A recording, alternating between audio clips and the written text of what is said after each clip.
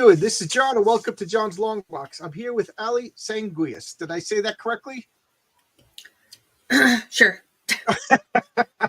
You look like so. I that's like a tradition is mispronouncing everybody's names.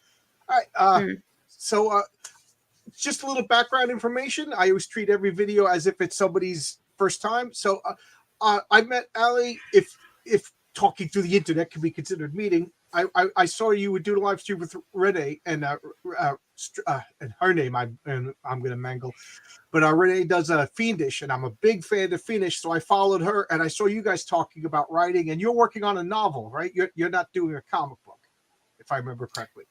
I have a comic actually, but then I also have 2 novels that I'm working on. Okay, and what are the names of your novels? The first one is The Rotting Crown, and that is a true fantasy. And then the other one is The Haunting of Bonneville Manor, and that's a middle-aged reader's supernatural, paranormal, historical mystery. Cool. And what's the name of your comic? I didn't know you were doing a comic. I thought you were just writing novels. So, Egg Beater. Egg Beater is it. Where can I get your novels and your comic? Well, you can read some the word went right out of my head. Some samples on my website. And the Egg Beater crowdfund is actually closed right now. Okay. But I'll have some available when it's all done. Oh, so okay. So you got to deliver it to people first before you let other people buy it. That makes sense.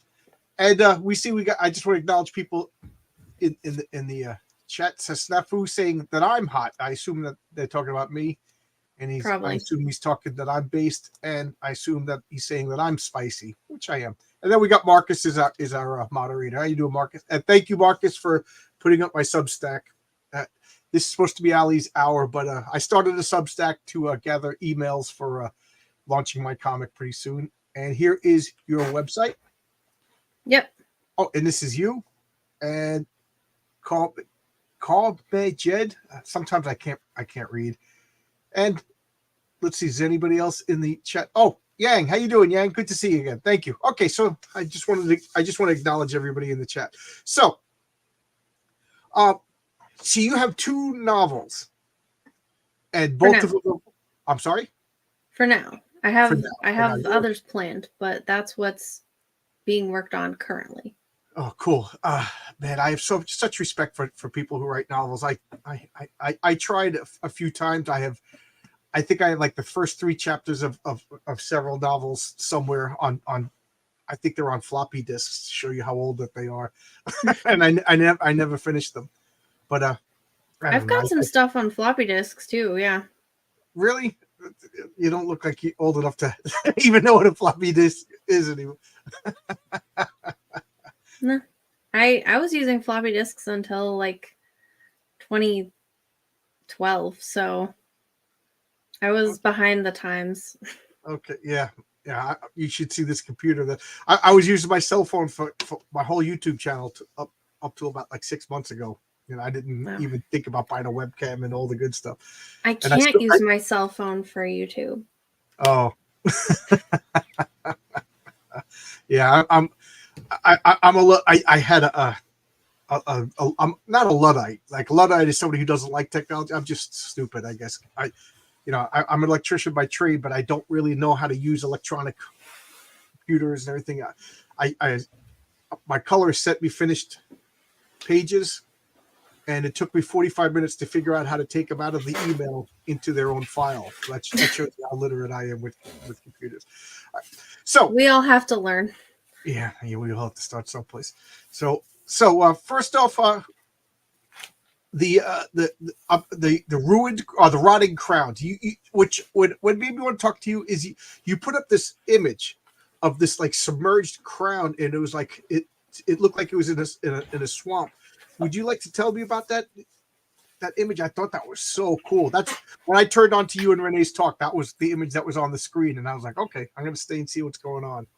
Oh, Well, I sent you, I think, a version of it that's like a mock-up of what the cover is going to look like. That is some art that Dean James did. He did the Embrace comic, and Okay. also he worked on Lightbringer too. And he's done a bunch of other, like, commissions and stuff. But you just want to hear about the image, or Yeah, this is the image that I was talking about, right? yeah, Yeah, I just love that. So this is your book. This is the cover to your novel. it's I can't the even read. it's the mock-up. Because I wanted to see like where things would be placed. That's not what the actual like font and stuff will look like. Oh, okay. That's Because just the mock-up, but when I the artwork is final. okay, yeah, when I saw that image, you were asking the chat what does it evoke, what does it bring, and I just I was typing. I don't know if you saw what I said, but it just looked like sadness, old, like ancient times, like forgotten. Am I close at all? Because obviously I didn't read your book yet. I mean, yeah, so basically it's about uh a monarchy that is failing. It's rotting away because of the ruler, obviously. But she is centuries old and is basically living a deception. Um, and when I call him my wizard, but when the wizard finds out that he is a product of uh, basically necromancy, he decides that he's going to gather up a bunch of soldiers, well, a small troop of soldiers, to basically defeat her. So Okay, that's what the book is about, finding how to defeat like the centuries of corruption and replacing it with something that is better. okay. So it's a fantasy with like I would say like a high fantasy. There's a magic system and everything. Now I gotta Mm-hmm. ask because I'm a role playing nerd. Do you play Dungeons and Dragons or any role playing games like that? I've played D&D and Vampire the Masquerade. I was gonna say you played Vampire the Masquerade. You just struck me as a person to play. That's not an insult because I played Vampire the Masquerade for about 4 or 5 years every weekend with my buddies in Albuquerque. I did Uh, some LARPing too, like Dagger here and Dragonfen stuff. oh wow. Well, I've never actually LARPed, and I remember when friends described LARPing to me. I have to admit, my first reaction was to laugh, and then like I kind of got a little jealous, and I thought it would be fun. So I never actually got to do it. I was teaching young electricians, how to learn the code and things like that. And there was a girl in the class whose father I worked with, so we had a connection through that, and she was in a vampire LARPing group, and I just thought it would be inappropriate to join, given that I was her teacher. But I was like, I wanted to try it out so bad, so I never actually Right. got to do it. Well, it can be fun. It just kind of depends on who you're LARPing with. But I haven't gone in a long time, and when I was LARPing, it was in Colorado, and Colorado is Mordor, so a lot of the um a lot of the people there, and this was back in like 2003 through 2009. A lot of them kind of wanted to live as though it actually was still, the Middle Ages, and that reflected a lot in their behavior. So I didn't actually hang out with any of them, but I did go, every Sunday and fight, but I didn't go to any of the big stuff because they were all kind of gross. So when you LARP, when you get together and you look like do you just walk around like acting like vampires, and then what? Like, do you roll dice to interact? Like, No, no, no, how do no. you do it? I'm kind of intrigued. I didn't do vampire LARP. That's stupid. Oh, okay. We went on it was Dagger here, so you make like foam swords and go Oh, out okay. on the field and hit each other with the swords. Oh, okay. My buddy Um, from college out in Albuquerque, who's in the Society of Creative Anachronism. Is that what? yep. Mm-hmm. Yeah. And, They had more strict rules than Dagger here, which is why I liked Dagger here. yeah, he would go every weekend, and he was a big guy. He was a smart guy in school. And then I'd go to his apartment, and he's making styrofoam swords. And he would cut them down and paint them. So from a distance, it looked like he had like a real broadsword. He was really, and he would break it every weekend, and he would have to make another weekend. Spend all week making another one. I was always intrigued. I always wanted to see what it was like. It's a little different now. More women started moving in and feminizing it. So I imagine it's not as fun. Not as much fighting based. So what I don't know. Like, did you ever see the that movie Dark On? Oh, there's a documentary called Dark On, and it's supposedly like the longest running LARPing society, and they call it Dark On. You could, I have a DVD of it because I liked it so much, and it just follows like one person every weekend. He's the ruler of a nation, and it's the reason why I watch it, because it's in I think it's in Maryland, which really isn't too far from me. I'm in New York, and they have a big field where they do this, and there was a great story about him in his life, and then there was a story about him trying to usurp the throne of Darkon. So it was like a story, that a meta story. I thought it was really well done. I would recommend it if anybody knows what I'm talking about.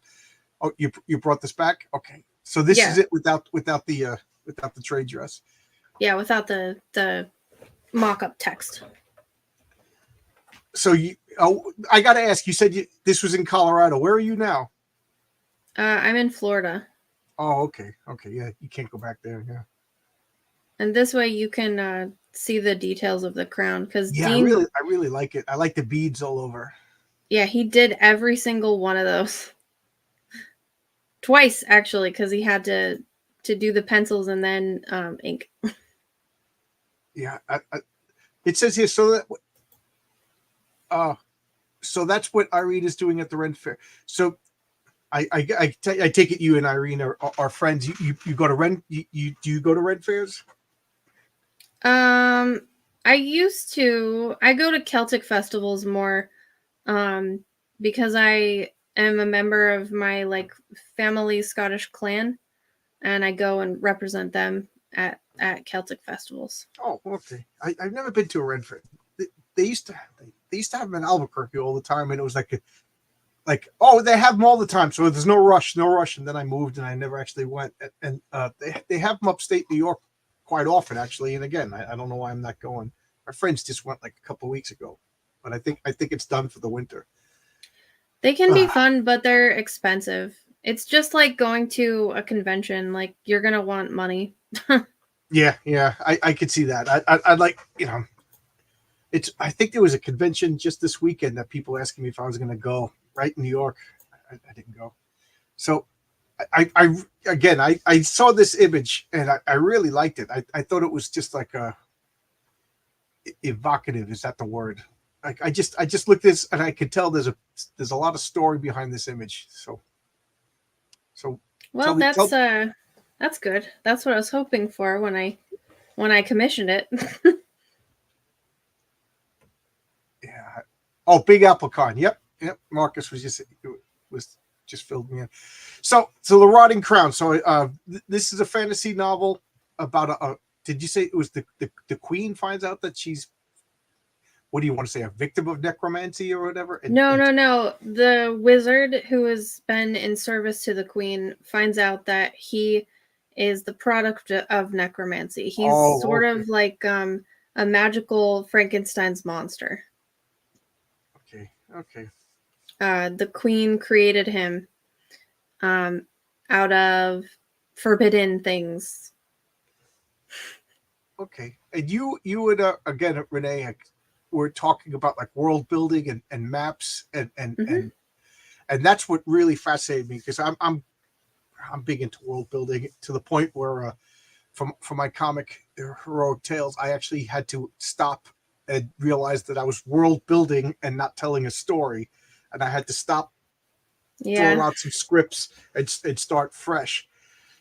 So I think the temptation to fill in all the gaps and to cross every T could as fun as it is, I think it could hinder, and it definitely happened to me. Uh, so and I know Renee is making maps and building languages and stuff like that, and there's going to be a magic system in my comic book if I make it that far. And I actually got inspired to I'm writing out the symbols for the magic and what they mean. So so if you really wanted to, when the superhero wizard, the Doctor Strange character casts spells, you could see what he's casting. How crazy are you as far as your world building? I the reason that Rainey and I started talking actually was because she and I both have created writing systems, and we did it each in like a different way from the other. So, and we've talked about that as well, creating languages. Um, she did hers more like for fun, and so that you it would add more to her comic. But I created mine because I wanted to have my characters. I wanted more of a world, but I wanted my characters to have something that tied into sort of their religion. Um, because there was a really intense scene, and I wanted my character basically to be praying. And I was like, oh, I could just, do some random like nonsense words. But then I didn't want to do that. Because I figured it wouldn't make sense. And if someone ever asked me, what does all this mean? I'd be like, oh, nothing. I just thought it sounded fun. Um, so I sat down and I actually broke out. I broke down the alphabet into basically letters I liked and didn't like, and then smushed them You're together. out of here, Q. Yeah, made my own letters, made my own sounds, and my own like system basically for that. And that was fun. And then it's helped me name things. It's helped me create like a sense of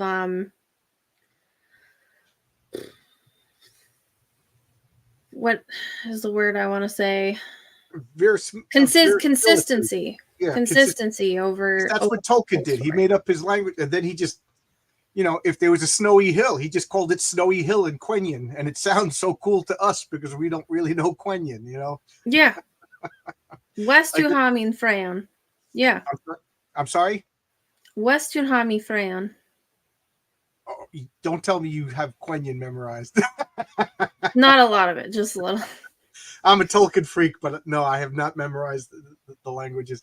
When I was taking a Tolkien class, there was a kid who sat next to me who could speak Quenya conversational, and I said something to him, like I memorized it, a couple words, and that was it. He was emailing me entire letters in Elvish. I was like, calm down. that you think. How would you know? Yeah, for all I know, it was dirty sex talk that I couldn't understand. uh, I'm just laughing about this. So Well, now I got to ask how much. I guess I was going to ask how much of a Tolkien fan are you, but you answered that by talking Quenya to me. So, were you like me, just reading Tolkien as a kid? I was fascinated by it. I saw the No, no, nope, no. As a kid, actually, I had literally never heard of it, really. and yeah, I was reading stuff like Wind in the Willows, Secret Garden, girly stuff. Because of how I grew up, I didn't really have a lot of structure in that area, so I kind of was left to my own devices when it came to finding stuff to read. But when I hit ninth grade is when the Fellowship came out, and I saw the movie 22 times in theaters, and that made me want to read the book. I'm going to minimize this until we'll talk about that, so we can see each other. Okay. Yeah, I to date myself, I saw the Rankin and Bass Hobbit cartoon on Oh TV yeah, on yeah. Channel 4, and I was fascinated. So I I love those now that I've seen them. I wish that they just had never made the live action Hobbit, and then people would just watch the cartoon. I was so disappointed when I saw the Hobbit, because after seeing the Lord of the Rings trilogy, I was like, my wife and I, we love them. I mean, my wife and I are Tolkien freaks. We celebrate Hobbit Day. I bought slippers, big hairy feet slippers, and we on the 22nd, the closest was September 22nd is Frodo and Bilbo's birthday. So that weekend that's closest to that, we don't turn on the phones, we turn everything off, and we'll make 7 meals like Oh my Hobbit, god. you know. And then so we were so excited to see the Hobbit. She never read the books, so she liked it more than me, and I was like livid when I left the theater. But by the time the third movie came out, I made my peace and I can enjoy it for what it is. I've No, I've only watched the first like 20 minutes of the first movie. I couldn't get through it. Like, I think they were all 3 out before I decided to sit down and try. And I think I got past the first boring song that they have the dwarves that don't look like dwarves singing in Bilbo's house, and I couldn't take it. I was my like, I can't do it. I I can't don't watch it. mind. I don't mind that they expanded Radagast. I can't stand that they added I can't even think of the The stupid Toriel. female dwarf Yeah, the female elf. They just or made her. elf, yeah, sorry. Yeah, yeah. But to me, the most egregious thing is they didn't need the handsome dwarf. He was supposed to be old. He was Yeah, old, they crotchety. they added yeah, they added the hot dwarf because they Yeah, they were had like, to make "Oh, the it'll get Aragorn. chicks in there." Yeah, and then the whole dwarf elf love story. Like if you read I don't Tolkien, want a that hot would dwarf. never happen. There was only like 4 or 5 elf human relationships, and they literally like changed the course of continents, and they were important, drastic end of beginning of ages kind of thing. And then to Yeah. just throw a dwarf, and I don't know, it this is going to get nerdy, but to my way of thinking, with the creation of the dwarves, they couldn't get together. You know what I mean? They were created by different gods. They were created. The dwarves were like an impetuous mistake that were Well, adopted. why would they even be attracted to each other? Like, elves can't grow facial hair. Did you when you played Dungeons and Dragons? Did you have that controversy of did dwarven females have beards? No, it's not a controversy. They have beards. They It's have beards. canon. Yes, good. You're on the right side. You're on the right side of nerd history. Like that's what Tolkien even said, is that it was difficult to tell the difference between the men Yeah, dwarves and the it's like it's in only his they knew. letters. It's in all sort. Yeah, I don't. It's stupid to say otherwise. That's what makes them dwarfs. Oh, you got a And hater hating on the Misty Mountain. I don't hate the song. I hate the scene. It was boring. and I couldn't get over. I was just like, why is there a hot dwarf? Like, Yeah, yeah. I They had can't. to Aragorn. They needed a Jim Morrison dwarf. That bothered me. The way they portrayed the orcs, the way they portrayed the dwarves just bothered me because they were simultaneously the Keystone Cops tripping and falling over each other, and then badass warriors. Like the tone of the movie was all over the place. Like Yeah, they they didn't were know what like, they were doing. you know what I mean? It was like watching a video game of them on like jumping around and falling down and tripping all over each other, and and then all of a sudden they could take on 60,000 goblins and fight them all. Yeah, but in the movies, like in the trilogy, the real trilogy, they did Gimli right. Like he was silly and he was, kind of awkward and he could be clumsy, but he was also, slaughtering orcs by, Yes, by the yes. dozen. That whole counting thing with him and Legolas, that actually was in the book. Yeah. Yeah, yeah. I really like the portrayal of Gimli, and You know, you know what's ridiculous? I'm sorry. You know what's ridiculous? I had never seen uh the guy. Okay, I had never seen the guy who plays Gimli in anything else, and so I Yes, thought yes, that you have. Have you no, seen Raiders of the no, Lost Ark? I hadn't then though. Oh, okay, okay.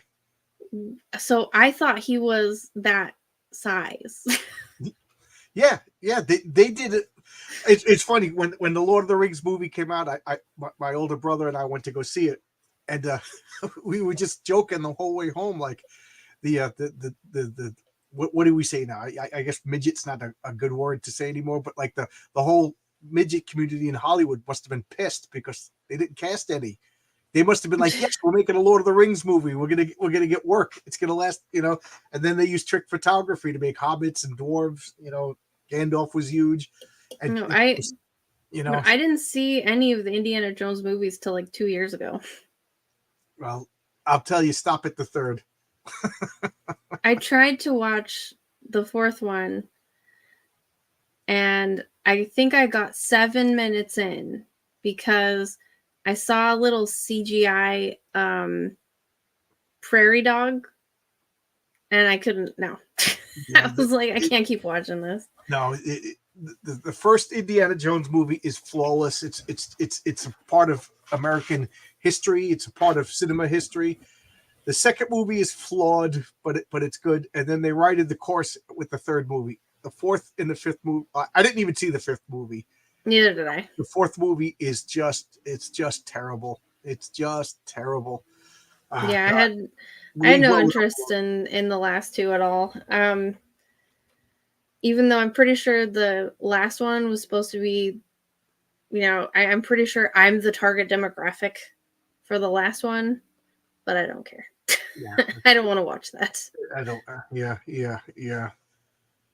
Oh man, yeah. So you didn't. So you never you never watched the second and the third Hobbit movie, or you finally stomached them and sat Nope. down. Yeah. No, I watched 20 minutes of the first one, like I said, and I thought it was the part where they were throwing the dishes around was funny. Like But that was that's just funny. it. They were goofy clowns, and then later on, they're fighting orcs on wolves and stuff like that, and then they're going back to being goofy. I understand they had filmed something like 50% of the movie with one director, and then they went back to another director, and it was Guillermo del Toro, I think, was directing it for a while, and then there was problems, and they brought back Peter Jackson. So I think they couldn't fix a lot of things because they would just have to start from scratch. But I mean, to look at it, and if you didn't know anything about the books, I think you could enjoy it. But when I must have read The Hobbit, I don't know, 6 or 7 times, and I read The Lord of the Rings like 2 or 3 times. So The Hobbit was. I read The Hobbit as a kid. I saw the cartoons, and I it's like personal to me. So I was just like, sure. My wife loved it. She loved like, oh, Radagast. So you didn't even see Radagast then? He was like a I have no interest. I have no interest in it. He has like a sleigh driven by big giant rabbits and everything, and she thinks it's cool. And You know, and it is, but he's not in the books. They just mention him. You know, he just says, "I'm gonna go talk to Radagast." That's about it. Okay. Yeah, Whatever. you're not missing much. You're not missing much. That's like my desire to watch The Hobbit is only matched by my desire to watch the Amazon Lord of the Rings. That was my next question. You're good at anticipating my questions. So you didn't watch the Rings of Power. I watched the first two, but yeah. You got no. more than me. When I have zero tolerance for changing subject matter for a modern audience. You know, like what I want my adaptions to be slavishly devoted to the source material. And I understand, like the Peter Jacksons, there's things that are different. I understand, you know, you can't take a book and literally turn it into a film. And even there's a couple of changes that I disagree with. The most egregious in the Lord of the Rings is there were no elves in Helm's Deep. That, you know, that bothers me. But I'm super sorry, but my dog is trying to get out. Can I be right back? Oh, you'll be right back, right? I'll filibuster. I'll talk. Yeah, sorry. No problem. You got to do what you got to do. So we got Dave Everton in the chat. Dave is one of my buddies. He's in my role-playing video. He plays the amphibious character, the Remora. So if you watch my Villains and Vigilantes, you'll sooner or later you'll see Dave slashing up people like Wolverine. And we got Mortal V over here saying, "You're braver than me, Ali. I won't touch that." I assume you're talking about the Rings of Power. As I was just saying, I was all excited to. I take it back. I was never excited to watch it. I said I was going to watch it the closer it got, but then the reviews came in.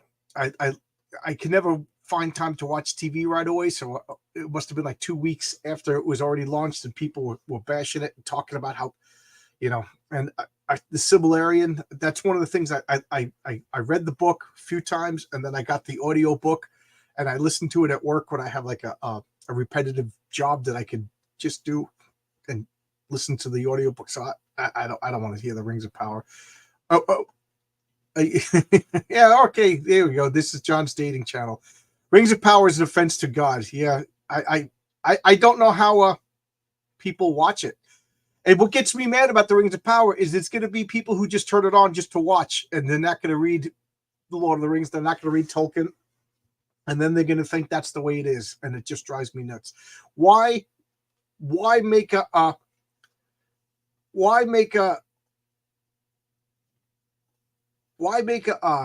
adaptation to something if you're just going to change it? You know, I don't understand. Like, why, you know, I'm going to make Superman, but Superman's going to be a farmer who has no powers, and he lives in Alaska. You know, that's not Superman. I love the Ring of Power. It's just like the books. Dave, see ya. Dave has been to my house a few times. Dave and I have spent like a good 6 or 7 hours playing the board game War of the Ring. Next time I set up War of the Ring, I'll make a video. Oh, I think I did make a video of it. It's playing the Lord of the Rings trilogy in a board game. It's 6 hours. It's super complicated. I forget who even won, but you win just by playing it. And then I went on to Evil Toy Maker is the website, and bought terrain for it. So it is like one of my most blinged out board games ever. I love it. We need to play again. Yes, I'm off for 2 weeks, Dave. I'm off right now for 2 weeks. Come on over. Ali's chat has turned into me and Dave setting up a board game session. It's very painful since there's so much you can do with the Sibyllarian and the creation of the rings. Yes, the problem with the Rings of Power is Tolkien died, and all the rights and everything went to Christopher Tolkien. Christopher Tolkien died, and it went to the Tolkien estate. And I think it's just a bunch of people who don't particularly love it. They just saw Jeff Bezos and a little bit of this, and they're selling it, you know. That's what I think.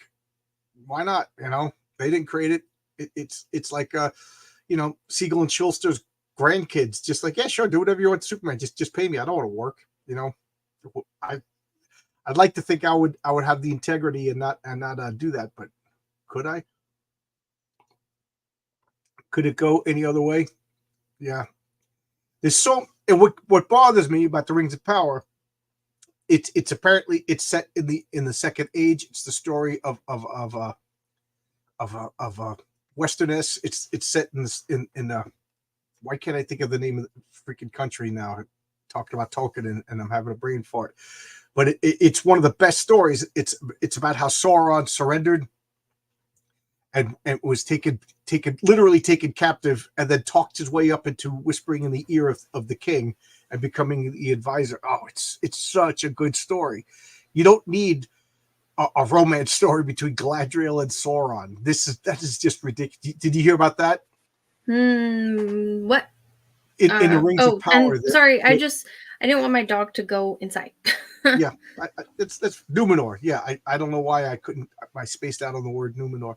Yeah, one of the subplots in the Rings of Power is apparently they're hinting that one of the reasons why Sauron is the way he is because he's in love with Galadriel and she turned him down. Oh, which just means you never read Tolkien. Yeah, I do recall that. And I was quite annoyed that they were just like, do you know what Galadriel doesn't have? A husband. She does have a husband. I was like, wait a sec. I'm almost positive. Call me crazy. Yeah, but I'm pretty sure she like never left his side. Right. And call me crazy, but she's Elrond's mother-in-law. you know? Yeah, so now she has a celebrating with her daughter, Elrond's wife. They made Elrond like this weird gay poet politician or something. Yeah, I'm like, the actor who plays Elrond looks like the guy who like runs the corner deli. You know, he's quite effeminate. Would you like some latte? Yeah, he was quite effeminate. I was like, wow, that is a penetrated man. Yeah, I don't know. It's funny because I was just watching a video where they were interviewing the cast of the Critical Drinker. The Critical Drinker. He showed a video of the cast of the Lord of the Rings, talking, and Aragorn. Why can't I think of his name now? The actor. He's smiling. His tooth is broken from practice with the sword. He got hit in the face with the sword. He broke his toe. He did. Yeah. Yeah. What's his name? He almost killed one of the orcs in real life. Yeah. Yes. He threw his sword at him. Yeah. They were afraid to fight him because he was so good. And Orlando Bloom was riding on his horse, fell off, broke his ribs. And then just kept going. Yeah. Why can't it? Sam.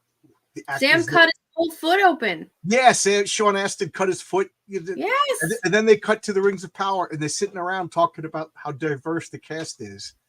It's like, yeah, they're all sitting in a green screen room. That nobody's getting hurt. Not that you need to get hurt to make a movie, but the point is that it shows you care.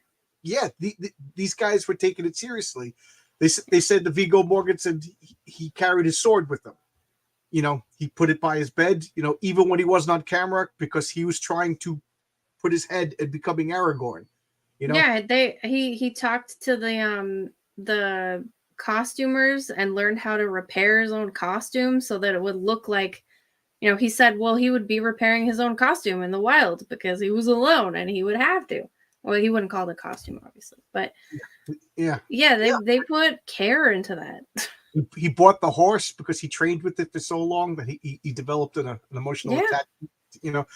And I love that. It shows you that they took it seriously. And then he'd go out to the shooting locations like the night before, so they looked like he'd camped there. Like that is so cool. Yeah. Yes. Yeah. And the same thing with the first Star Wars movie.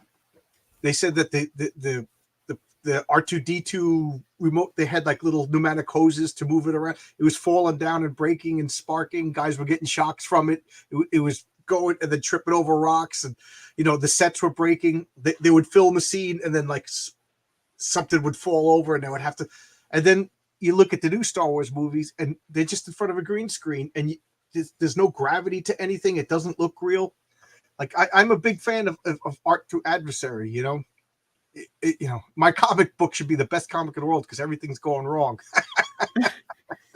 Um, I'm learning how to fix everything on the fly. I didn't see the original Star Wars trilogy till like 5 years ago. But I had seen 1, 2, and 3 growing up. That was what I had. Because in 6th grade or 7th grade, 1 came out and I saw it. And then like I think I was a senior in high school when 3 finally came out. So like I grew up with Anakin.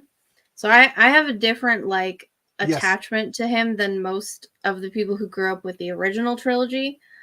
But when I finally saw the original trilogy, I think I saw it the wrong way because they popped in the DVD and we're watching it and I was like, oh, this is cool. And then all of a sudden in the background, there was like this weird CGI like dinosaur. Oh, you and saw I was like, what the hell is that? Like, that's I don't think they had CGI in the 70s. Like, yeah, you saw. And they're like, oh no. So they had to take it out and they got out the VHS copy because I was like, I don't think I can watch this. Like, why did he do that? It looked so weird. The biggest offense was Guido shooting first. Oh yeah, that was explained to me as well, but I saw the VHS version when I got mad that there was a CGI like I don't know, armadillo thing or whatever it was. Yeah, I was like, that's the silliest thing I've ever seen. Because the very first Star Wars, I just say Star Wars, The New Hope, that came out when I was in 3rd grade. And again, the same older brother that I went to the Lord of the Rings, he was like, you got to see this. And I remember that was it. I was in 3rd grade. So what was I, 8 years old, 7 or 8 years old? And that was it. Like it was Star Wars for the next 20 years, everything Star Wars, played Star Wars, loved Star Wars, had all the Star Wars toys. And I just remember being scared of Han Solo because scared of Han Solo. What's that? Why were you afraid of Han Solo? Because he was a bad person. They went into the scary bar where you could cut somebody's arm off and then just throw somebody a coin, and it got swept under the rug. And then there's this devil monster, and then they cut to Han Solo, and then the movie got re-released, and I was in college, and I went with one of my buddies to go see it in college, and they had Guido shooting first, and I'm like, that totally ruins Han Solo's character. Like he was a bad person. That's why when he agrees to rescue the princess and like, it means something. He was like a bad guy who had a heel turn and became a good guy, I had the total opposite reaction to Han Solo. It was definitely like oh, yes, I do need some scoundrel in my life. What else are you saying? Like, that was definitely my my reaction. But do you want to see something cool? Sure. That you might like? Cool. Oh, nice. It's the original soundtrack on vinyl. Oh, wow. Yeah, I see you got a turntable right over there. Yeah. Yeah, so somebody's saying you had a crush on a scruffy nerd herder. Yeah, I did. Nerf herder. Do you want to see something even cooler? Sure. So this is the original one that was released back then. This isn't a re-release of the thing. My dad had this, and I inherited it. And I don't think he ever listened to it. It's been listened to 3 times. Ever. And the last 2 are me. And that's a collector's item then. It's got all these photos on the inside. That is awesome. But the reason I know he never listened to it and didn't really care about it, it still has the poster that was never hung up. I don't even know what this is worth because I can't find any other vinyls that still have the poster in it. I gotta see what this poster looks like. And I can't even tell who painted it. Somebody told me who they thought it was at one Kevin point. says he had that. Kevin, do you know who painted this? Oh, wow. Yes, I had that poster. I mean, it wasn't, I've had that poster hanging up in my room. Obviously, it wasn't from the vinyl. Yeah, I agree with Mortal V. He says that's a massive collector's item. Plus, it being from your dad makes it extra special. Yeah. Kevin knows everything. So there you go. He says the artist was Ralph McQuarrie. Okay. Yeah, I couldn't believe it. I was like, shit. I was like, Dad, did you know this was in here? He's like, I've never opened it. Somebody gave it to me. And I was like, what? Do you realize how cool is this? Are you a vinyl person, or is that just because it's Star Wars? Because I see you have a turntable right there. I've got about 300 vinyls. Yeah, on Mondays, I do Monday music, and I show my vinyl collection. I'll tell you my funny vinyl collection story. I'm married now for about 16 years, and I'm still friendly with my high school girlfriend, Rachel. And she called me up. She's like, I'm going away for a weekend, and I want to get a motion detected camera over my garage. And the electrician said he's going to charge me $600. So I said, well, what are you doing? She goes, just going to swap the light. I'm like, don't do it. I'll be there this Saturday. I'll bring my tools. So she lives an hour away. I drive out to her house, and I look at it. There's no power. You have to run wide. You have to climb through the garage. You have to climb up into it, go down, run wide. I was like, $600 is fine. I'm not doing it. It just shows you what a non-electrician thinks is easy. So I was like, that electrician quoted you a good price. And then I noticed my buddy lived right next door to her. I go, this guy, he'll charge you a better price. So I went and knocked on his door, and he came over. He's like, oh yeah, I'll do it. I'll do it right now. So we he did all the climbing and everything like that. So we got it working. So I was like, so now she's like, okay, let me pay you. I was like, you pay him. I didn't do anything. I just stood here and bullshit while he did all the work. She goes, well, I got records in the garage. Why don't you, I know you're into records. Why don't you take records? So I go into the garage. There's a milk crate filled with vinyl, and I'm looking, the Clash, Eric Costello, Rachel, these are my records. She took them when we were dating, when I was 17 years old, and now she's giving them back to me as a gift. I'm like, these are my effing records. She's like, oh, okay. Give me all these freaking records. So now you're just like, who else have you been giving my records to over these years? I just assumed that they were missing. I moved out of the house. I moved to Albuquerque. I came back. Records are gone. I don't know. I didn't remember that she borrowed them.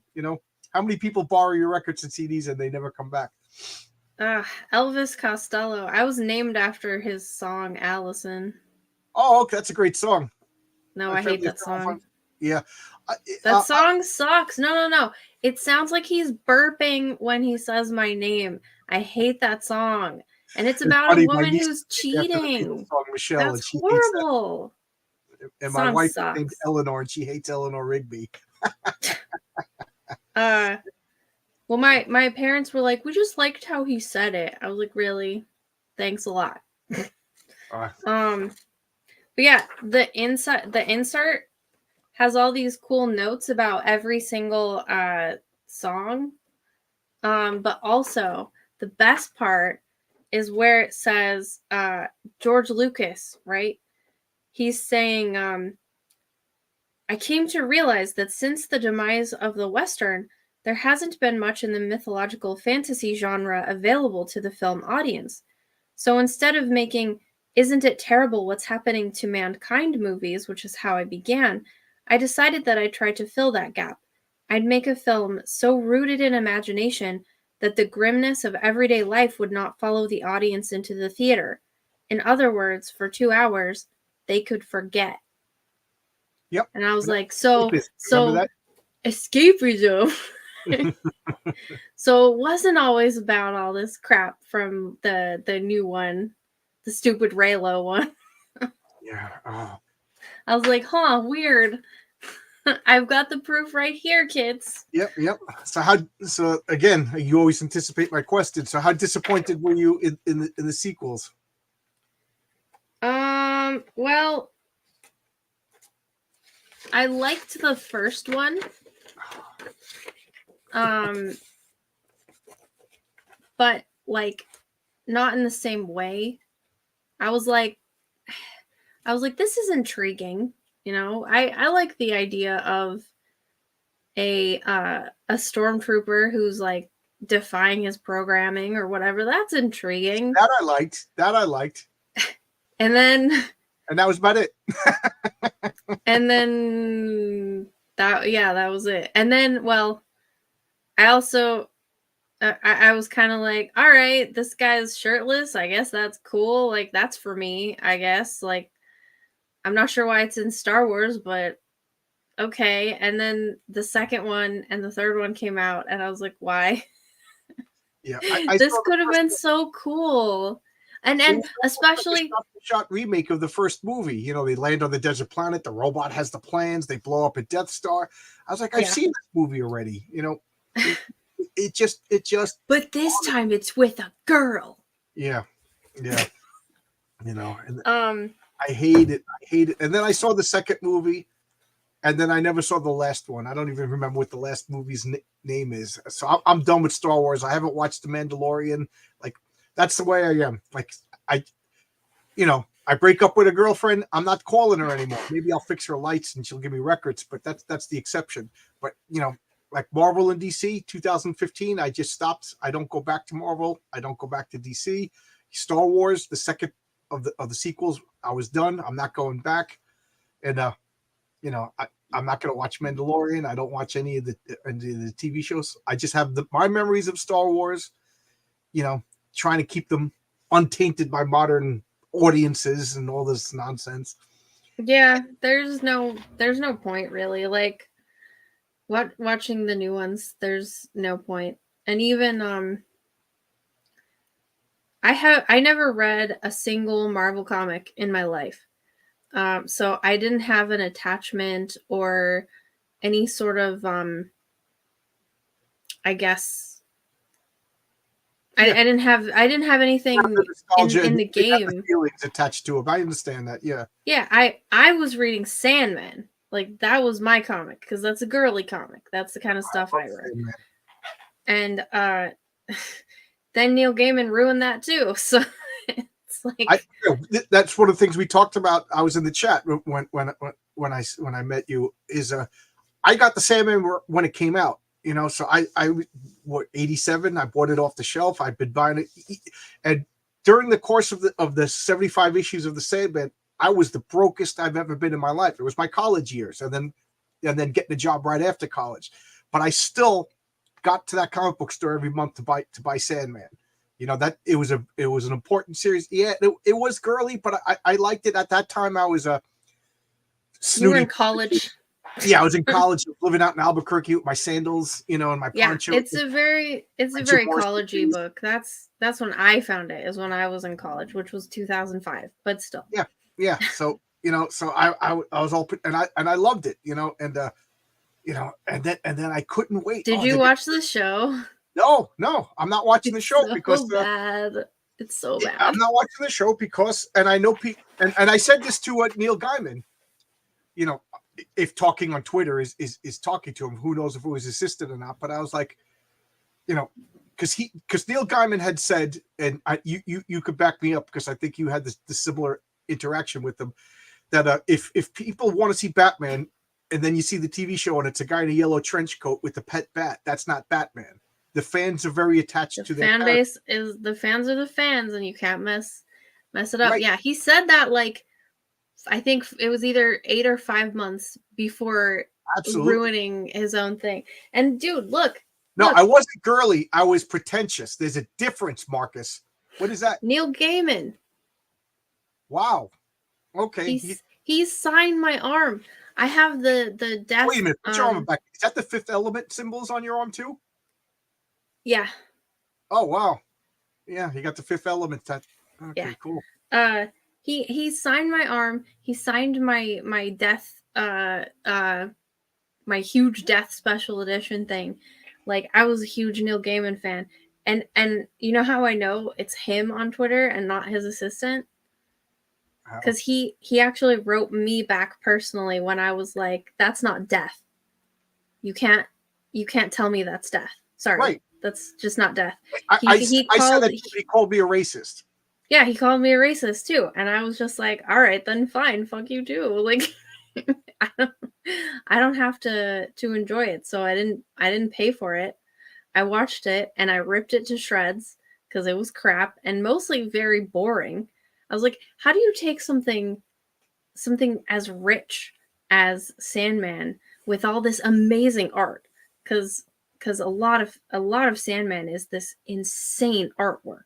Right. How do you take that and they made the most bland, lame, boring, like sleepy BS show that I'd ever seen in my life, and none of like Dream didn't look None of them did scary none of them or like that was my point to Neil Gaiman. I said, if when I see Spider-Man, comic books were made, for the most part, in a 4-color environment, in a limited palette of colors. Now nowadays we could do whatever we want, but even when Sandman was originally coming out, it was a limited palette of colors.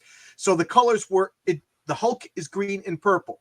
If you make a Hulk movie and the Hulk is yellow and gray, that's not the Hulk. You know what I mean? If Spider-Man is red and blue, Superman is red and blue. The colors mean things, and that becomes a part of the, like my character, the Patriarch. He's purple and white. These are the colors that become that. So Death is black and white, and I always thought that was a great dichotomy. She's black and white, but she's not Caucasian, and she's not Negroid. You know what I mean? She's black and white. These colors aren't human colors because they're not human. The Endless are alabaster, almost the color that you look right now, or the color of this box. Some of them are, and their eyes are orbs with the universe glistening in the eyes. They're not human. Death can look like however she wants to look. Right, like. right. But she chooses to look like that because there was, even in her own house, she chooses to look like that. There was one comic where she is black. Right. And that's that was what that was what the the people who weren't. She was also Asian, and she was also a man. Yeah. You know what I mean? But so is in every scene, is you going to cast a different actor? So don't play games with me. I read the freaking comic. Yeah, so, they were like, oh, she was black in that one, so it's fine. And I was like, there was a reason, right, for her looks in that one. There was a reason, and it wasn't like for diversity's sake. And honestly, that one was one of the most boring Death and Dream comics in the whole series. Like, okay, what happened? They talked and they walked through the land. Like, wow, amazing. That would have been fine. Or even so, she was boring. The actress was boring. She wasn't very good at what she did. Oh, nice. Yeah, I have a little Death figurine. Yeah, I bought this at a comic store, and I don't know how many times I dropped it, and I managed to find all the pieces and glue them back together again. But my wife used to we went out a few times on Halloween, and she dressed up as Death. It's a character that she really liked. Yeah. And it doesn't. I used to do that too. I had my Ankh necklaces and everything. Yeah. Oh, nice. Yeah, these are like official Sandman. I was into. Oh wow, this box is falling apart. I asked the actress. I was like, okay, are you gonna do whiteface? Because if you do whiteface, I will shut up. Right. If I got no paint problem. yourself white, I'll shut up. Right. I don't care about the actress. Like, again, it's the color. The colors are off. In comic books, the characters, the colors are part of it. And again, the total black, the total white, it made a dichotomy, because she's not just Death, she's also life. Because if you read the Sandman comics, they're the opposite. You meet her twice. Is also reality, and destruction is also design. Delight is also delirium. So she is life and death, black and white. And I think you meet her twice in your life. Right.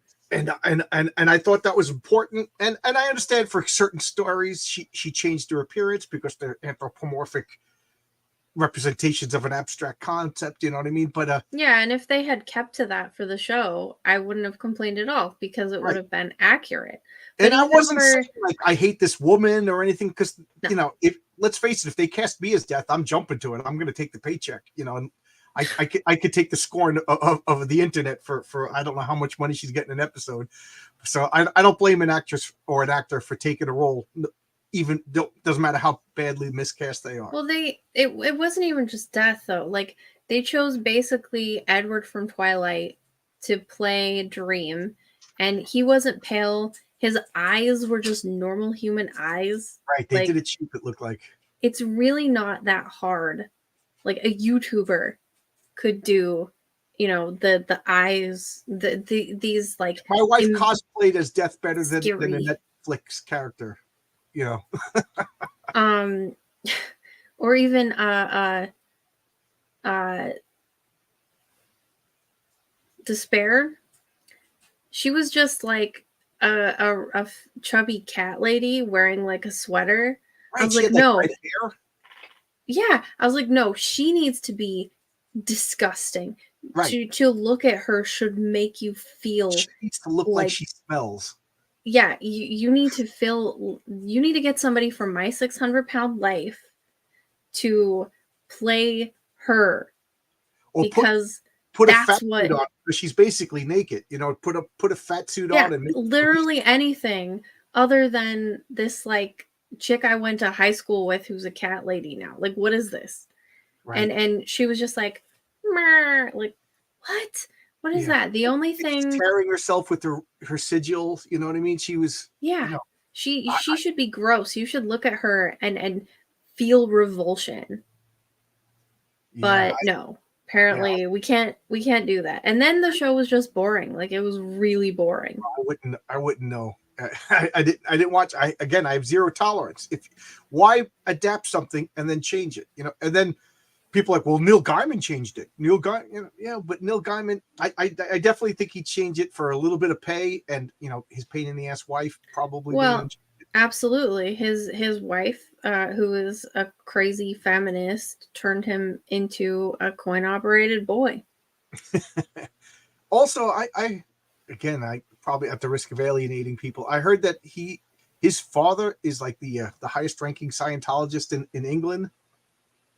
Is that Really? is that true? I was hoping you would know more than me, and and he's pretty much like one of the big wigs in Scientology in England, and I then don't he married that really freak from the Dresden Dolls who hires musicians and doesn't pay them. You know, I don't she know too much about his like private life. I just know that his wife, yeah, the chick from the Dresden Dolls, she announced that they were going to divorce on their Patreon page while he was on an airplane, and like when he landed is when he found out. And I think that was part of his selling out, is something about like he was afraid of his feminist wife because they have a son, and if they get divorced she's gonna get his son. Yep. It's I don't pretty trust her. gross. She has a No, track record of screwing people over. She would tour with the Dresden Dolls and put in like the local Craigslist or whatever they had. Musicians come up on stage and perform. I'll give you a platform and a venue, and then she'd be like, "Oh, your pay was that exposure." So she would get paid whatever for touring, and then these struggling musicians like her husband's because freaking in everyone loves to get paid in exposure. yeah. So I'm not a fan of hers. And at that point they were married, but I didn't know that they were married because back then I was on Twitter, so it's kind of like I could separate the art from the artist. And at the time I was just like, well, he met the wrong girl. We've all done that. We've all been there. Unfortunately, he married her and had a kid with her. And then Yeah, when he told me I was racist, when I was explaining the reasons why I didn't like the casting as a comic book fan. I was like, this woman is probably nice. I never met her. I'm going to give her the benefit of the doubt. And again, I can't blame any she actor. was not, she, just letting you know, she might be a nice person, I don't know, but her acting was terrible. It was so Now you're boring. making me want to see the movie. Now you're making me want to watch it. But I Well, tell you, if without you watching watch it, it, if you cancel it. watch it, I'll send you a link to where you can watch it for free, so you don't pay for it. I'm not going to watch it until I know it's canceled because I don't want to contribute. Like the hate watching is still watching, you know. Like Yeah, but if you're not paying for it, like if you're sailing the seven seas, then I feel like it's fine. The thing about she was just so boring. Like Death in the comics is so like, full of life and and quirky sweet and and quirky. interesting and like caring and serious when she needs to be. This girl was just straight up like, "Oh, hello, Dream. I am here to take these people. Follow me." I was just like, "What?" I love when they say, "Oh, but she was the best actress." Who really? I There's don't no believe. way. Yeah, Kat Dennings did the audiobook version, and even though I don't think that looks wise, I'll just say it. I think Kat Dennings' boobs are too big to be Death. I think she would have done a better job because at least she can be adorable and serious and tragic. Because and expressive. Yeah, because that's what you yeah, have to do with Death. expressive. And When I heard that this chick just wasn't. Kat Dennings was cast for Thor, I got so excited. I thought she was going to be Hela.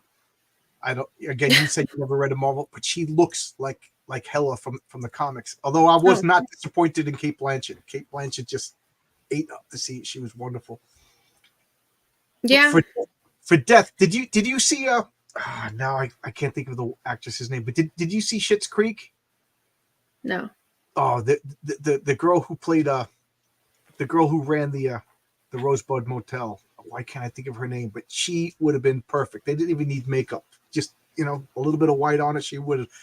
It was like she literally could have stepped out off the screen and been Death. She was perfect. And Yeah. Well, I don't buy that she was the best actress. there's the added layer of that she was based on a real person. Right. She was And based it's on the like, artist's friend, Cinnamon something. yeah, Cinnamon Hadley.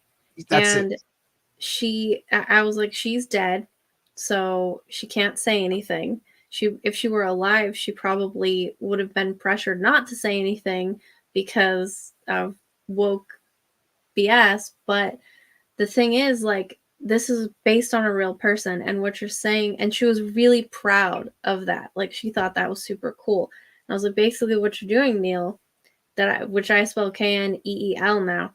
Like, basically, what you're doing is you're saying that this chick is worthless. You're writing off Right. her whole legacy by doing this because you don't have the balls to tell this actress that she has to wear white makeup. Because that's what I would have done.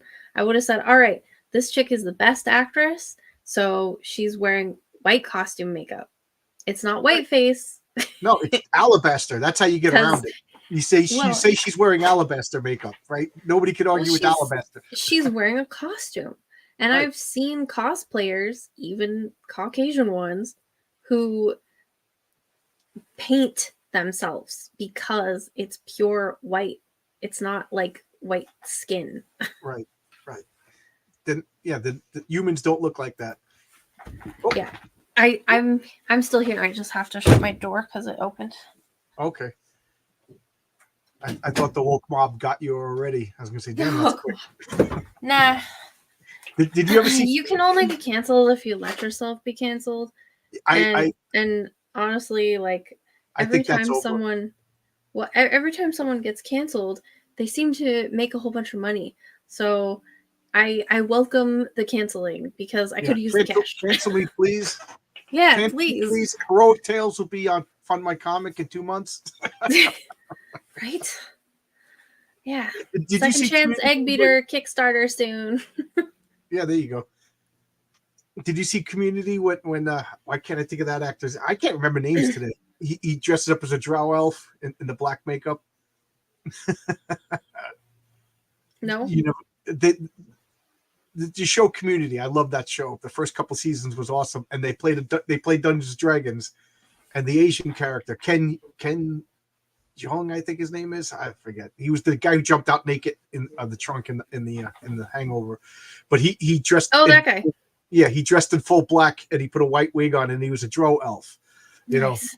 know, and they don't play that episode anymore because they said he was in blackface. You know. Oh, good for you. Marcus is my moderator. He said he was distracted. He usually puts up the links, but he just got some good for the sun kind of. So I just have to laugh that like it's not blackface is a specific thing. You know what I mean? Yeah. It's and nobody does it anymore except unless you're the Prime Minister of Canada. But nobody does blackface anymore. You know, it's dressing up as a drow elf is not. It's not. So I don't know. The world is a crazy, but I do think we're turning a corner. I think hey, Devil Flyer's here. Good to see you, Devil Flyer. He says hello to you too. So I don't know. I think things are about to get better. I think we're turning a corner. I think the cancellation thing is losing its power. I think this political correctness now people that I never thought would speak out against it are saying things. And then when you know like even Gail Simone is starting to be like, oh yeah, you know I always thought it was bad. Like I don't know if you know who that is. I do.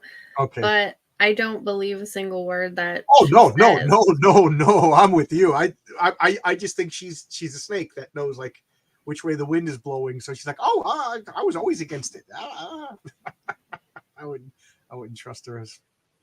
And I never forget, never forgive. Yeah, never. Yeah, Galaxy Quest, the best Star Trek movie ever made. So tell me about Egg Beater. I didn't know you made a comic, and I'm really interested. And we didn't talk about it yet. Egg Beater. Egg Beater is it's an interesting title, so I want to know about it. Egg Beater is a comic about an insane baker who he didn't start out insane, but he goes on a revenge spree to a pun-filled revenge spree to murder the gang and the gang leader that has killed his family, disfigured him, and burned down his livelihood. And because he is a baker, he has fun baking puns. I can pull up the Devil Flyers liking my shirt. The Germs. I'm big into comic books, big into punk rock. So when this shirt, my friend bought it for me. He's like, you got to have this shirt. So there you go, Devil Flyer. I'll pull up the. Sure. Let's talk about the comic. Virgin artwork from the comic. This is basically the cover. Oh I wasn't prepared. Look at that. So he got disfigured. Mm-hmm. Boiling donut oil was poured all over him. As you can see, this is the low quality version, sorry. But as you can see, his skin is all melty. And he's even got like spit because since he can't close his mouth properly, when he's going around about to kill you, he goes. So is this full on horror? Is this comedy horror? Children's book? It's a slasher horror with like how in the 80s there were a lot of horror that was kitschy, you know, yeah, like Nightmare on Elm Street had puns, yeah, which I've actually never seen, but really, yeah. That's basically the idea. The real cover looks like an old VHS tape, and yeah, I've got here. Actually, I can show you the actual. I have the original art. It's sold, but I've got the original art of that. Right. Yeah. Oh, cool. Who's your artist? His name is Vinny Scatina. He's a new guy, but he's also a tattoo artist. Oh wow. Now that's a better. Oh, Now here. you can see it What better. am I doing? We'll do this. There you go. How's that? That's So really creepy, and I'm probably not going to sleep well tonight. So thank you. you're welcome. And he dual wields these dough rollers, rolling Oh, pins. rolling pins, yeah. And then his main weapon is this huge industrial sized egg beater that's hand cranked, so that the other thing that you hear aside from the slurp is the like, as you know, he's coming after you. And I had a bunch of people add stuff like, this is Anthony Figaro. Okay, we'll put you back. He did one. Oh, wow. That one's sick. Yeah. Dean James did a couple. Yeah. And then like Vinny signed the back of it. That's the cool. Virgin cover. Yeah, and I had hockey. You can take me off. There you go. I thought you were going to put up another picture. No.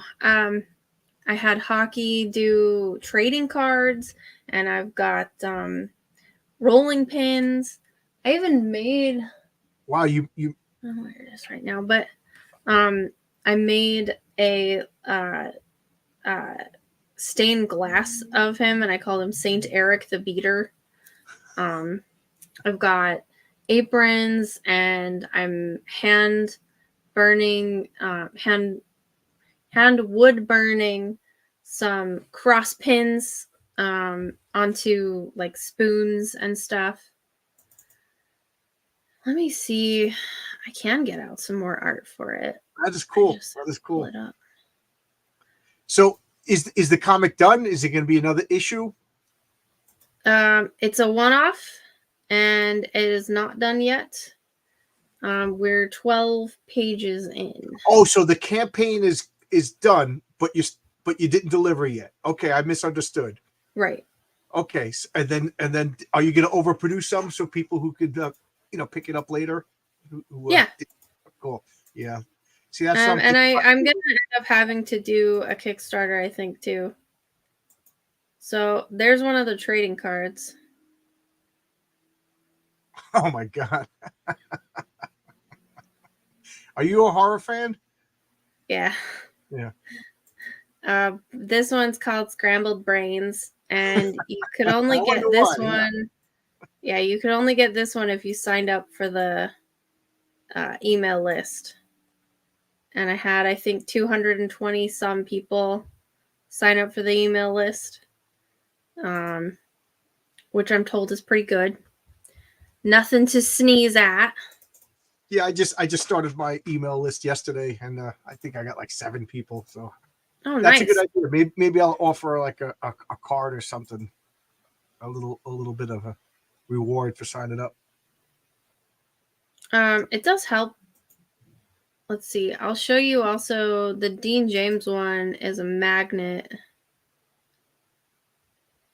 But I have to find. I have 2 magnets actually. I've got a 6 a.m. magnet, and then I've got the Dean James magnet. There we go. Get a high res one so you're not disappointed. Oh wow, I like that. Yeah, and that little fly is the cutest ever. So I had him, like I have him flying all over the trailer, and I named him Frederick J. Flabbergast. And I think I'm gonna give him his own like mini comic. So Egg Beater is a one-off, but he is the first part in what I'm gonna call the Tradesman trilogy, because it's gonna have a butcher, a baker, and a candlestick maker. And then for the fourth for the 4th book, I'm gonna have them all fight each other. And then I think I really want to do a mini comic where Frederick J. Flabbergast has to like use his fly wits to fight a spider or something. I don't know. That's cool. I like puns. Oh, Also, A butcher, a baker. I like that. That is clever. I had songs made for egg beater, and I put them on a little 45 with the cross pins on it, Nice. and it was funny because Who plays the music? so I had Lord Finatra, take some samples from this weird rap song I found called Egg Beater that I guess is about drugs, but it doesn't have any of the words or anything. It just has like some of the music. And then and put that together with some beats. But then also I had a local kid named Silence, and this is on my SoundCloud. I had a local kid make a like a melody that I was going to have in an Egg Beater movie, because Egg Beater was supposed to be a movie. Wow. And then I realized, holy crap, movies are expensive. So, but I want this out there. You know, this is my baby. So I talked to Hart Fisher, who he's been making indie comics and indie movies, and he has like a horror festival and stuff for years and years and years. Way back in the 90s, he was like, he's probably the grandfather of being canceled for making comics, because he made serial killer comics. And I talked to him, and he was like, just make it a comic, and if you make it a comic, I'll read it. And I was like, oh heck yeah. So I said, I'll make it a comic, but I had the soundtrack title already made. So I just put it, I spent way too much money putting it on a little 45 for myself. But it's fun to make stuff like that, you know? Yeah. And there's only one. I guess unless, because they're pretty expensive to press. And unless it gets to be like the fourth. So when it's time for the fourth one to come out, I'm just going to release them all in a book together. Maybe if people want it enough, I'll make that available then. But yeah. I I put the songs on there, and then I'm playing it, and I forgot that that at the end of one of the songs, because there's two songs, one is the rap one and one is just the instrumentals. I forgot that at the end of the rap one I do the slurp noise. So I had it cranked all the way up, and all of a sudden, like, what everyone heard was me through these speakers, like, slurping. And I was like, oh, hello. Nothing here at all. Yeah, Egg Beater's fun, and I like puns a lot, so it's got a ton of puns. I do, and like I hired a butcher, a baker, and a candlestick maker. You know. Yeah, I made them all separate nursery rhymes as well, so they each have their own nursery rhymes. I hired this gamer streamer who has a really deep, cool voice. He kind of sounds like, oh no, who's the guy from Desperado? Friggin' Antonio Banderas. Yeah. Yeah. He kind of sounds like him. And I hired him to say all these puns. And that's what is in the like rap version of the trailer, which is on here. So is it on YouTube? Can we put a link to it and then have people watch it? Or yeah. Let me pull it up. Through the link. Yep. I shall. That's pretty cool. So what is the candlestick maker? I'm gonna guess when he kills people, does he make candles out of their body fat? Nope. Oh, okay. That would be too obvious. That's already been done. Role-playing game, and there was a bad guy called the Candlestick Maker, and that's what he did. He was he would kill superheroes and make candles out of them and get their powers. So they wanted. That's already been done. I'm not gonna do stuff that's already been done. Yeah. Well, my Candlestick Maker is a little more tragic. Maybe he shouldn't be, but he is. I don't care. But the butcher is like straight up a terrible person. who like hurts children and Oh, stuff. no. So it's Oh, not no. good. And they're all gonna fight each other. It's gonna be a good time. Like a Oh. versus. It's gonna be a big versus book. Yes, 45 vinyl. I have about 300 Okay, here's the link. of these. I'll put the link up here for anybody who wants to, you can check I it have out. about 300 of these vinyls, but then I also have about 60 or so 45s. And my 45s are a lot of them are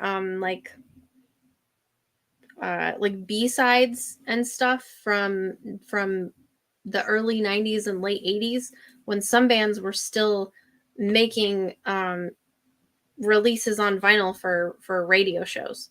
So they would send out their hit song and then there would be a B-side of something random on the other side. Yeah, And something that wasn't on the album, like a leftover Yep. song. Yeah, I've got a lot of like Pearl Jam and stuff like that. Because I have. my dad was a radio DJ, so Oh, he okay. had access to all that stuff. If you look at my channel playlist, there's a playlist just called Monday Music, and it's months and months and months of me just showing off 45s.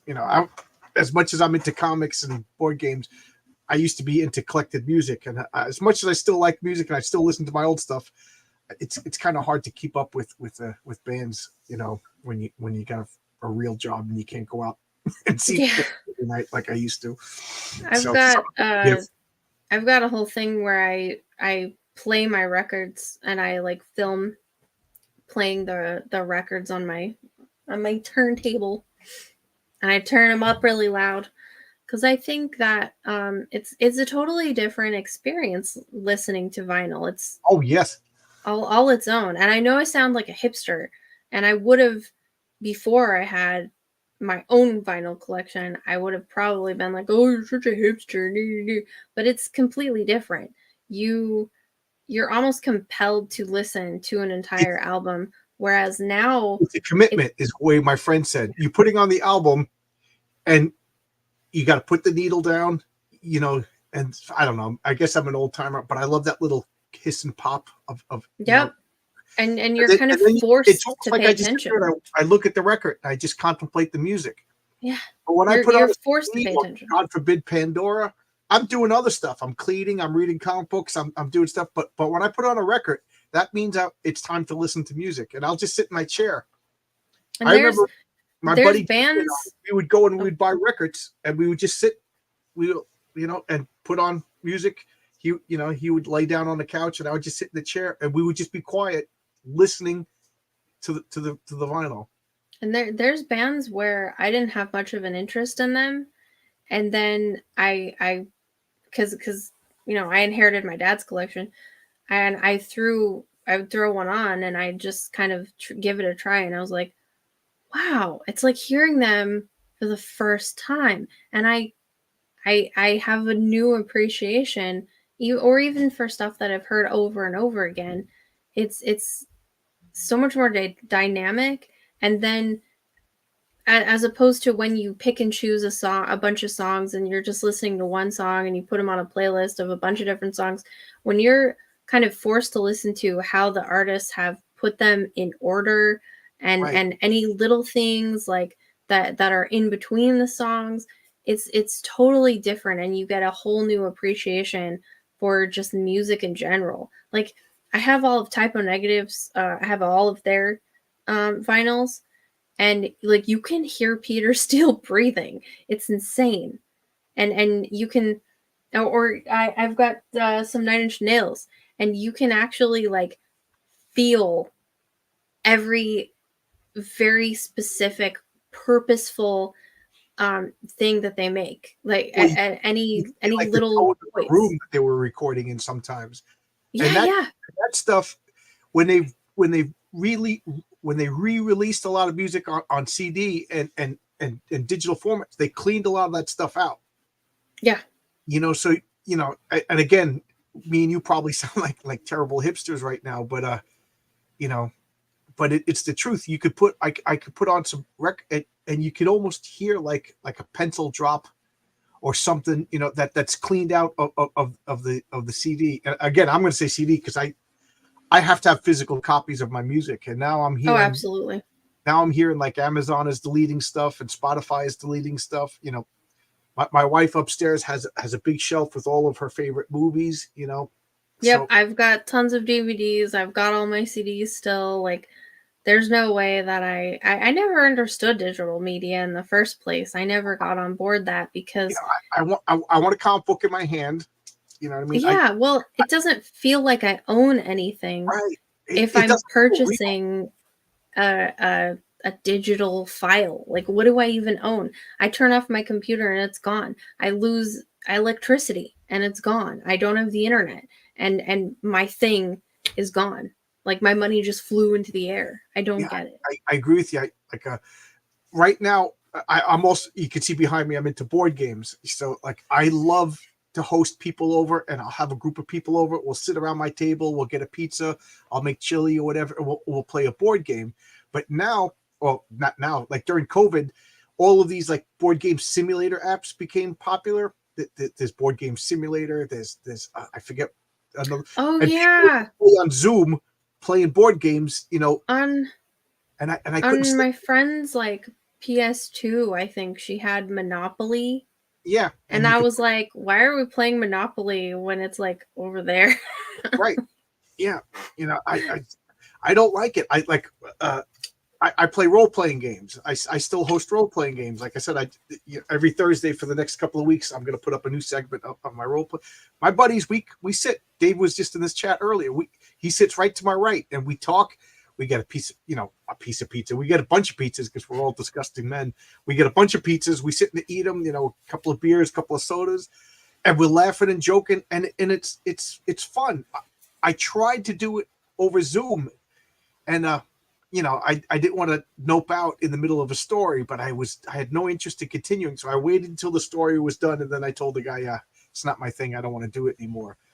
Yeah, it's not the same. But so I want my board games in person. I want to hold a record or a CD. I want to hold my comic books.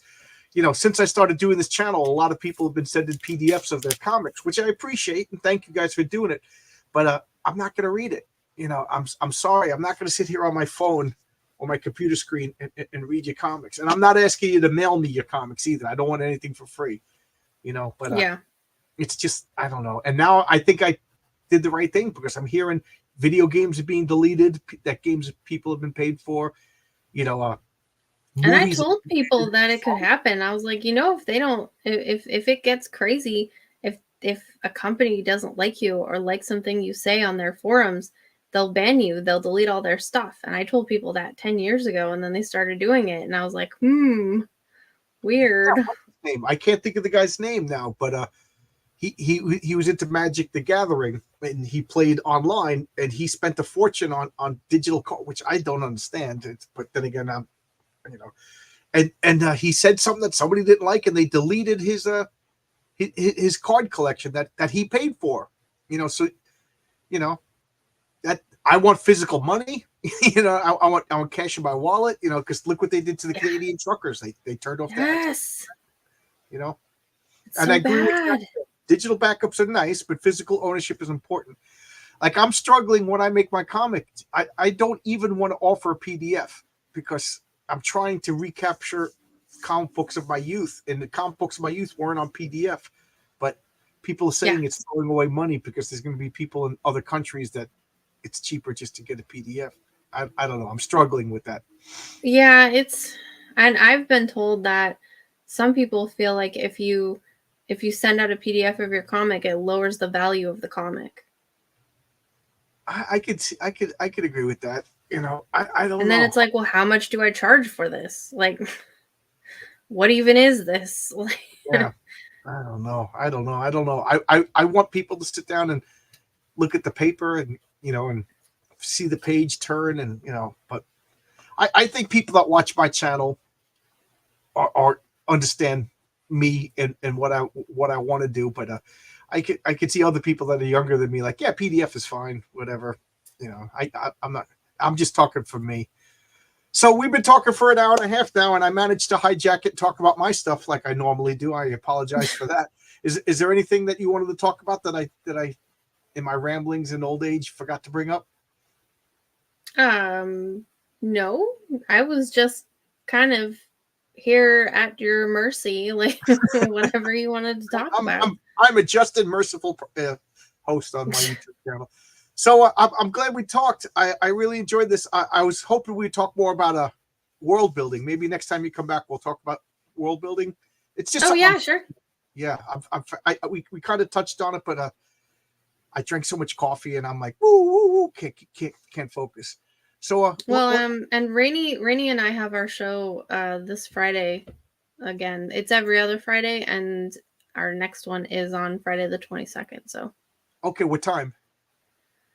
I think it's gonna be because she has a stream on someone else's channel beforehand, so it'll probably be like 12, like midnight or midnight Okay, I can 30. watch it then because I this Friday I have Terry Moore and Tonic Bowl. We're gonna do our Christmas nonsense. Two guys I absolutely love. Terry Moore, who did Strangers in Paradise, and Tonic Bowl does Saving the World. Two black and white comics. I just realized that now. Two black and white comics, but they're awesome comics. Egg Beater's gonna be black and white. I'm sorry, Egg Beaters can be black and white. I'm a big fan of black and white comics. I think there's something you could really see the line work in black and white comics. I'm also a fan of black and white movies, but I'm not a fan of colorizing black and white movies. No. I'm not a fan of taking a colored movie and make it black and white. I want the director and the creator's vision to come through because I'm a snob. I'm a pretentious. We already understood that I'm a 90s snob. Yeah, we can be hipsters. It's fine.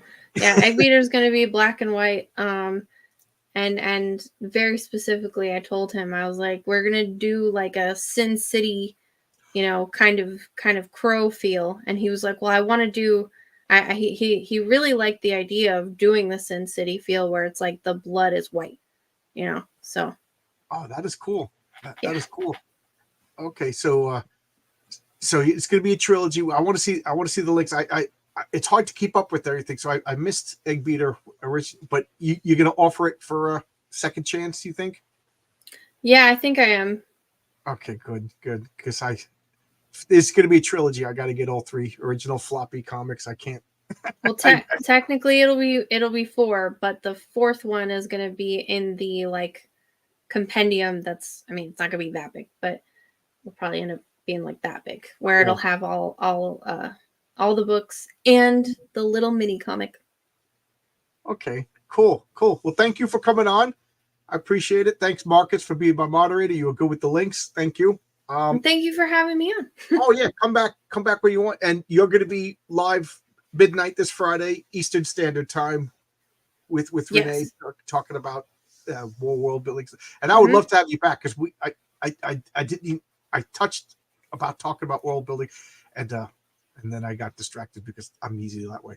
But thank you. Then everybody. on my channel on Thursday, I'm going live as well. But we do like games, like we play video games, and then we watch like weird TV shows. So what time is that?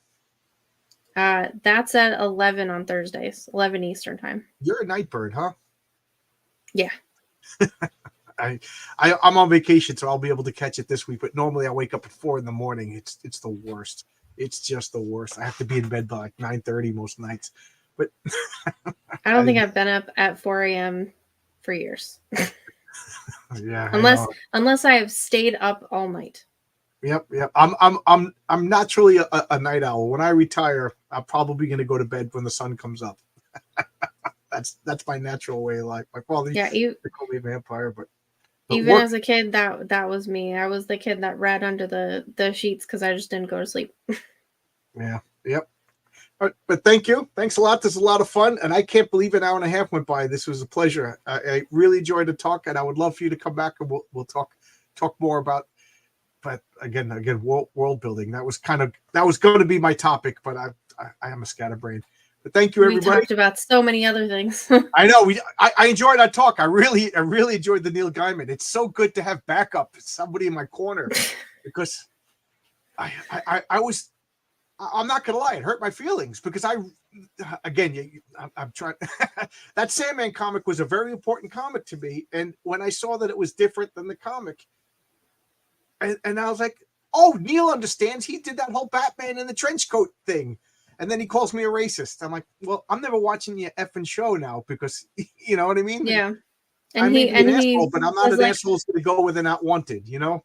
yeah, he goes on. He's like, guys, the set looks amazing. This is really cool. This is what I want. And I'm just like, you lying son of butt. Well, I got to admit, the trailer for the first episode looked great. You know, it looked like the first comic come to life, and then I'm like, wait a minute, something doesn't look right here. But I'm a racist, so I guess whatever. You know. Well, I got to go. I got to put my hood on and join the Klan meeting tonight. So. What? I'm joking. You know. Okay. Nah, I'm kidding. You should have seen your face. But I would love to have you back. Talk more about world building. I don't know. Talk about more Tolkien. I love this, and I wanted to learn more about the Rotting Crown. But, Oh, absolutely. I'll talk about Rotting Crown all day. Yeah, I know. I'm trying not to talk about my comic, but all the time when I have guests. But thank you, everybody. I'm going to get going. Dinner's ready. All right. Good night. Bye-bye.